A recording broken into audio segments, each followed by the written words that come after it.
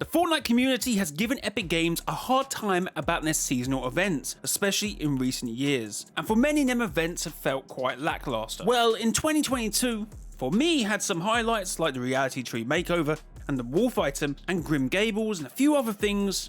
On the whole, seasonal events have fallen short. Winterfest, summer events, and even Valentine's events, which used to be a bigger deal, have also missed the mark.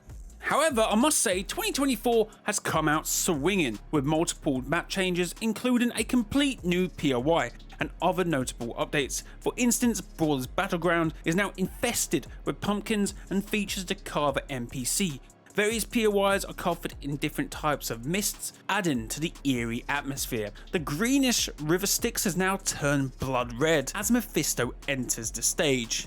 The eerie sounds also echo throughout the map. And apparently Symphony of Undoom.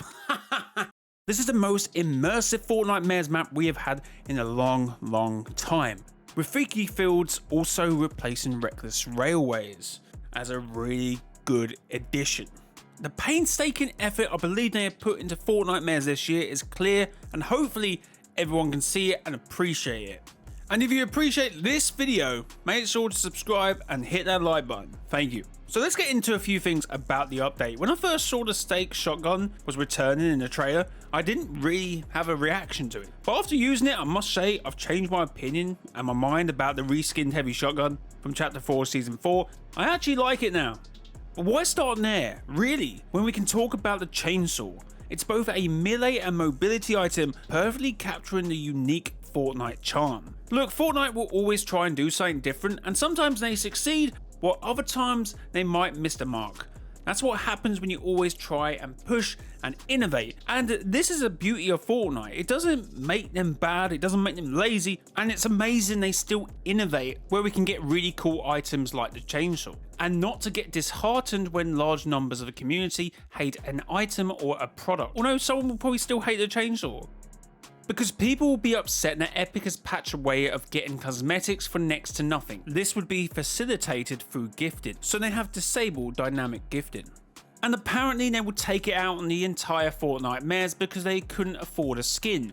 How dramatic do you have to be? Of course, as iTalk puts it, be vocal, because even I don't believe this is the full-term solution, but it's the current solution. There's of course the wrong way and the right way to go about things. In this Fortnitemares update, we have some really good additions from the Saw franchise, including these boom billies, as well as some really cool and unique challenges. They're basically a throwable heat-seeking explosive and can pack quite a punch. Now we have these jigsaw challenges, which if you don't complete, you will get eliminated. This is fully embracing the franchise, which is actually kind of crazy if you think about it. There is a lot of animosity towards Disney at the moment, and people thinking that the Disney franchise will very much want to push a child-friendly image. But when I see stuff like this, it gives me the hope that that is generally overall not the case. It will probably be for some stuff, but hopefully not everything.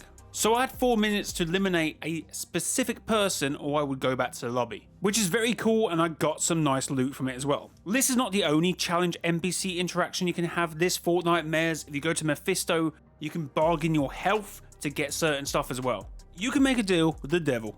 We can fully immerse ourselves in scarecrows. Unsuspected players will not see this coming. Honestly, I may have actually gave this player a fright. And also when we're in this situation, let's talk about the broom. I gotta say, I love the broom. There was one Fortnitemares recently, I'm pretty sure it didn't return, and I was very disappointed because it's a really useful mobility item. But along with the chainsaw and the broom, and of course the jetpacks are still in the game, mobility is very high. Looking at the stats, it looked like the broom didn't return in Chapter 3's Fortnitemares, which of course is the one I mentioned at the start of the video, the one I actually like some of the elements. As well, this engagement, this fight, this battle is taking place in the new Freaky Fields. And as we carry on this clip, you can see how many scarecrows you can actually hide in. At this point, it could have been free hiding now, I wouldn't know. There was really cool finishing touches on some POIs like these film posters, the Hound of Hades and Night Creatures.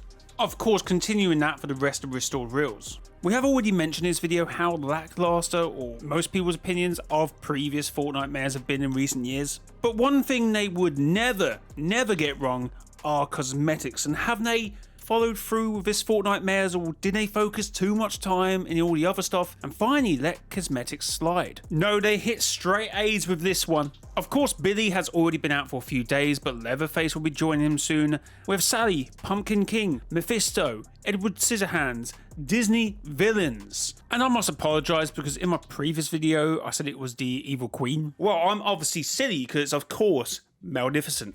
So yes, with the cosmetics, they definitely score a 10 out of 10 for this year's Fortnitemares, and to be fair, for every seasonal event they do get the skins spot on most of the time. Okay, maybe all of the time.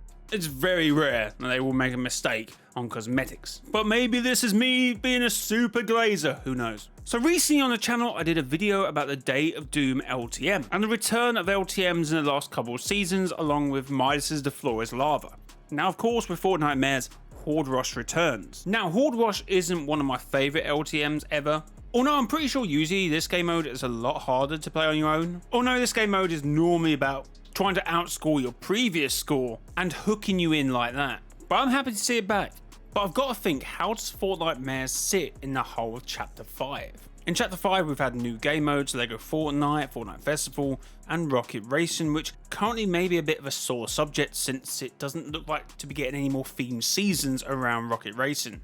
Almost as if Fortnite was turning its back on one of the pillars of the metaverse. This year Fortnite has given us an incredible amount of content in such a short space of time. In the Chapter 5 framework we still have a live event and of course Chapter OG, or indeed Season OG, or whatever they decide to call it. So my overall conclusion to this video has got to be that Fortnitemares has righted the wrongs of the previous seasonal events. Fortnite and Epic Games are definitely going about it the right way. But we do have Winterfest around the corner. I quickly want to say something about Winterfest. I don't mind Epic letting Winterfest go. No, the Christmas vibe and stuff. But if Epic manages to pull off Winterfest as well as Fortnitemares, Season OG, and of course an event and a new chapter map, that would be incredible. So a question for you guys to answer in the comments.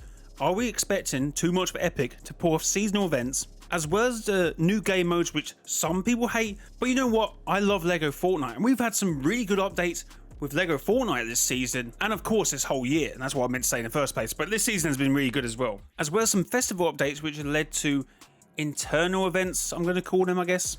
So we've had all this content this season and we're still expecting them to pour out their A game for a seasonal event, i.e. Winterfest, and something has to give. I mean, it doesn't. Epic could still pull us out the bag and that would be amazing. But I do believe we have to look at ourselves as a community and say, we are expecting a little bit too much, guys. Or no, looking at the roadmap, we can see something is planned at least for Lego Fortnite for winter.